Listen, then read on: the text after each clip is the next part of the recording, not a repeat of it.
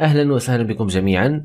اللي مش مشترك أدعوه للاشتراك في القناة بالضغط على الزر الأحمر أسفل الفيديو وتفعيل الجرس. مرض الشخير بوجهيه، حيث أن هذا المرض يعتبر من الأمراض الصامتة، وهو عبارة عن مرض اجتماعي، وفي نفس الوقت هو عبارة عن مرض عضوي ينتج عنه مضاعفات خطيرة إذا لم يتم التشخيص والمعالجة في بدايات ومراحل مرض من البداية.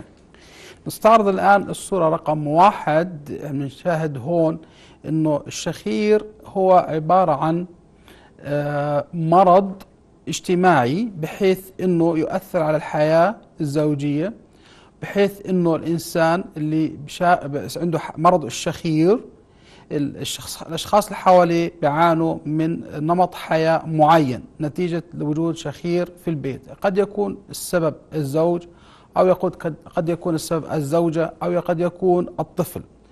لكن الشخير نسبته أعلى عند الرجال، حيث أنها تصل النسبة لأكثر من 40% عند الرجال، وتصل النسبة ل 30% عند النساء. وعند الأطفال في السن حوالي أقل من 6 سنوات بصل لمرحلة أكثر من 50%.